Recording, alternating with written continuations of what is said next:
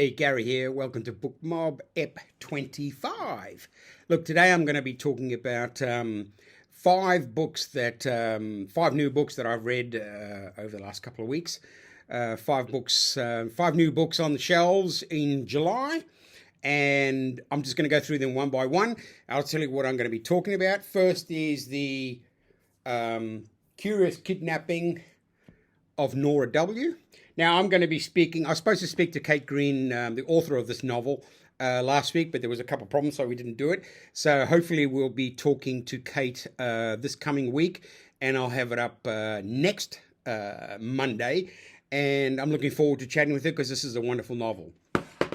The second book I'll be talking about is Yellowface by Rebecca Kuang. I hope I got that pronunciation of the name right. I did look it up. And then we've got Gospodinov. Okay, Georgi Gospodinov. I did look it up, but I can't remember. Time Shelter, which is a pretty wacky novel. This is Patrick DeWitt's The Librarianist. He wrote that fantastic book, The Brothers Sisters, which is just brilliant. And this is another good book by Patrick. And finally, I just finished this, page turner by Justin Cronin, The Ferryman, which is pretty whacked and a good read. Anyway, okay, let's get back to talking about them one by one. All right. So, The Curious Kidnapping of Nora W., which is an ebook, is this great story and well written by Cate Green. It tells the story of an elderly woman who is going to be the oldest person on the planet in a certain amount of days. I think it's like 45 days or something, or 18 days. And Cate basically tells a story of this beautiful person. She's a survivor of the Holocaust, and it's about her life in the moment, counting down to the day of her celebration where she's going to be picked out by the Guinness Book of World Records for being the oldest person on the planet. So it's a great story about family, about trust, about culture. And during this time, Nora is kidnapped by a Syrian refugee. This is set in England, and how their relationship develops, and the parallel worlds between the war in Syria and the Nora's experience in the Second World War as a prisoner, or as a someone who was stuck in the middle of the Holocaust in Auschwitz in Krakow, Poland. So a really upbeat novel, because it's about people coming to terms with their past, their present, and it reads so well. Like, it's a great story. Multiple characters, and when you sit down to read it, you get to love these people, you get to dislike some people, and Cate really has a great way of understanding individuals as characters on a page, which means that when you read them, you do see each person you create an image in your mind of who this person is. And it's a really, really uplifting story with the legacy of the Holocaust is, obviously not something to laugh about or beam about, but it's the survivor, this woman who has lived 122 years, and in a sense, everyone else around her wants her to become the oldest person in the world, and Nora really doesn't care. She's more interested in building friendships, relationships, and it's a great feel-good story, and I highly recommend it. It's a great book. The next book is Yellowface. Now, I've seen a lot of reviews on this book, a lot of information flying through the internet. Look, okay, the premise is a very well-known and highly successful young author of Chinese origin dies in a choking incident, and her friend, or her, are these two people friends? Regardless of that, the person who was with her when she dies finds the author's unpublished text of her latest novel. Now, this particular author in the story, she doesn't, she uses a typewriter, so she only has one copy of her book. She doesn't tell anyone about her up-and-coming book. She likes to surprise everyone when she's ready to publish. So this young writer, this friend of the woman that had passed away, takes on the novel, and again, it's not about plagiarism, because at the end of the day, the way the characters approach what plagiarism is, I mean, you can take an idea and then you can copy the idea, but the irony of the thing is who wrote what. I guess the Yellowface is someone who is not of Chinese origin. She's taking a story that is written by someone who is Chinese and has a history, a family history, a cultural history of the story in the theme that it's set, and it's sort of uncomfortable to read because there are a couple of yicky moments where you go, and it touches on a few subjects that are in the media today about identity, about ownership, about cultural ownership.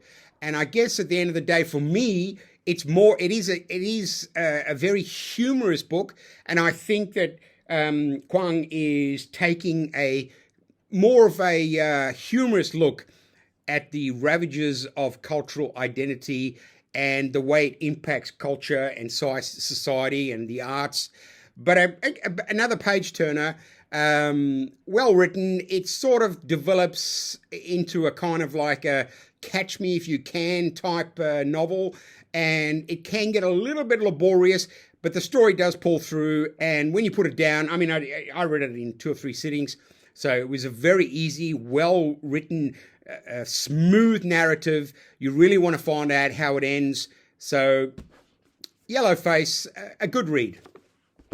Now, The Librarianist, I picked this up. I've only read, I think, one novel of Patrick DeWitt's, and that was The Brother Sisters, which I loved. I mean, it was such a great book.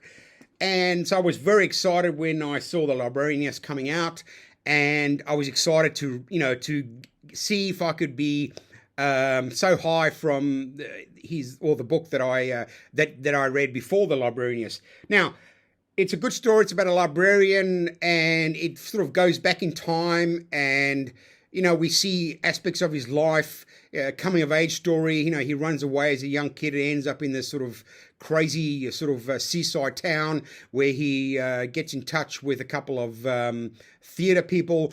But really, the story is about his loss of his love of his life, who loves him.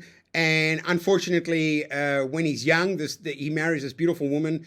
And unfortunately, his best friend also falls in love with his wife. And the wife, actual fact, falls in love with his best friend.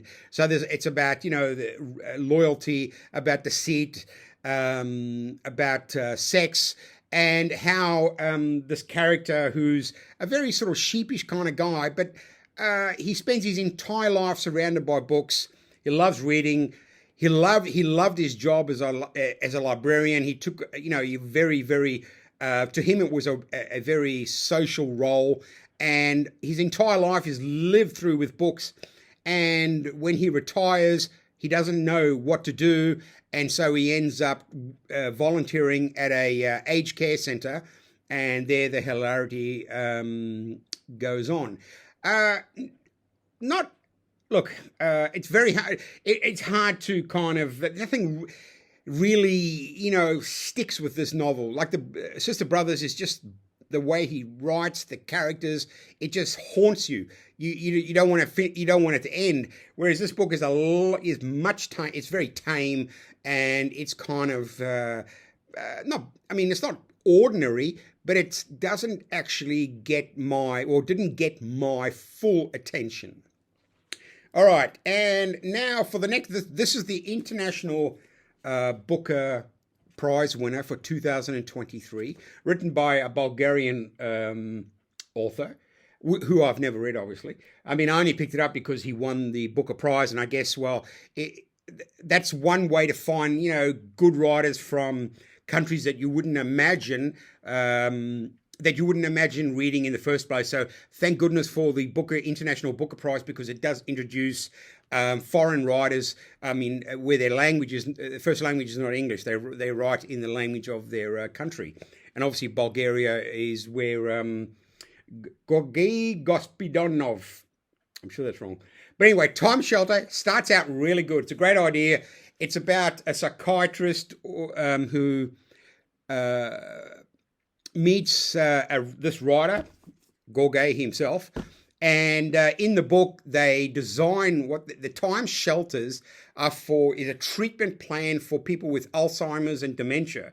So in the center where they set up for patients, each floor represents, in its architecture, in its furniture, in its music, in its popular culture, a particular decade, the 60s, the 70s, the 80s.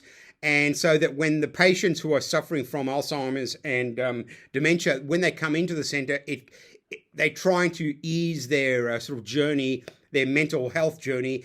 And the idea is that if they live in these past worlds, they'll be, better off. That'll be a healthier option than sitting around lying in a bed in a nondescript institution.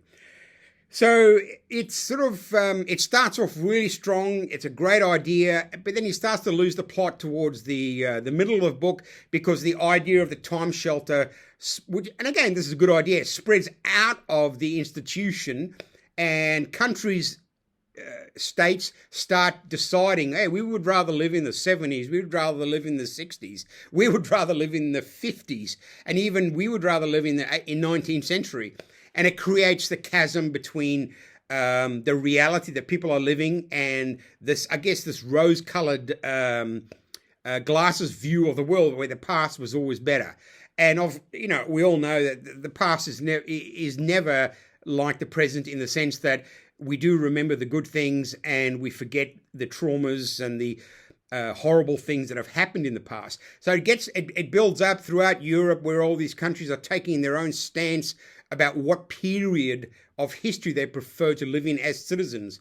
Obviously, it's not attainable because of the social structures. But I guess the idea is that Europe broke apart after 1945, at the end of the Second World War. The Russians took over half of Europe, and the Allies the other half. And then after 1991, countries, after the fall of communism, countries sort of return to their ethnic origins, and these countries then developed from then on. However, the idea that people look back into the past and look at the personalities, look at the leaders, look at the events, look at historical instances where everything was good, and they forget, well, because they didn't really live in it, because they like the costumes, they like the furniture, they like the music, but what they don't like is obviously the reality. So it kind of, the narrative slows down towards the end, and I was engrossed for the first, third of the book, totally engrossed in it. I thought it was a great idea. I really enjoyed reading it. But into the halfway, it just became, I think the idea became bigger than the story that he had with just the people inside the institutions. And I felt that maybe the spreading of the idea of the time shelter was a bit, it was a bridge too far. So Time Shelter, interesting read, but it didn't carry me all the way. Now, Justin Cronin has The Ferryman, which I read non-stop for nearly, I think, just over 2 days. One day, one night, and the rest of the day. It is a page turner, and it was nothing. I had no idea what I was going to be reading. It's not fantastic science fiction, but it's certainly gripping. It's certainly, the narrative, the story is really interesting, and I mean, it's a real tome. I mean, look at that. He really put a lot of effort into writing that. But The Ferryman is in a world where the rich live on one island, the rich and the influential. Imagine, what's that film about the people living on Earth and the people living in a space station where everything's perfect. Anyway, I can't remember. But the basic idea is the poor people here, the rich people here, the poor people serve the rich people. And there's a third island where people only from the wealthy side, they can when they get to a certain age, they can retire, which means that they get taken over by the ferryman. Literally, it's a ferry from the one island to the next island. And no one knows really what happens on that island because obviously it's forbidden zone. But when you retire, you sign your life away. The point is that when you go over to the third island, you are reintegrated as a younger person. So you're still the same person. Your body's redone. However, you don't have any memories left over from your previous life. Now that leads to obviously ideas of what they call echoes. People have feelings. People look at people and think they know them. So there's this dynamic of people who've lived entire lives, and then they retire, and then they come back as adult children. They come back as 18-year-old male and females, and they get adopted by an older couple and people live to be 120, 130. So they have a long life, but at a certain point they've got to retire, and everyone retires, but then you just get recycled. So this idea of people living 2 lives, 3 lives, 4 lives, and it creates this, obviously, the tension in the novel, which is basically what it's about. It's about the people who are living in the annex. That's the area where they're all the waiters, the plumbers, the bus drivers, and every day they have to come over to the main island and serve the rich people. Now, the story doesn't end there. In fact, that is just merely the first chunk of the story. It's kind of split into 3 chunks, and you really get confused towards past the middle part, and you're going, where is the story going? But it's very addictive. The story, you want to keep going. You want to find out, and it gets quite exhausting when you get to the stage where everything keeps happening in the same way, like nothing succeeds, like people trying to find something out, bang, nothing happens. There's characters who are searching for something they don't. I mean, I'm not going to spoil the story. So they're searching for something that is beyond themselves, that is already inside themselves. So it's a fascinating story, really well written. I imagine this will be made into a movie. Because it's very visual. The characters are very they're not cartoonish, they're not real, but they inhabit a science fiction world where it seems to be believable. And I kind of like the idea of the rich people live in a very bland world where everything's just, and the idea of the paupers live in a more visceral, real world. I mean, it's that idea that, if you've got money and everything, you're just boring. And if you've got nothing, you're exciting, which obviously is just one idea in the book. It doesn't mean it's true. But a great book, The Ferryman by Justin Cronin. I mean, out of all the books, I think I would recommend this one as number 1. Fascinating read. It's been I read all these in the last 10 days. So The Ferryman, Time Shelter, The Librarianist, Yellowface, and Cate Green's The Kidnapping of Nora W. Which, again, as I said at the top of the story, I'll be talking to Kate hopefully this Friday, and then we'll have our discussion and we can talk about, and I'll have that up on the episode next Monday. Hopefully. We'll see how it goes. All right, that was a big week of reading, big 10 days of reading. I hope you stayed till the end, and we'll be back. Well, I'll be back with BookMob 26.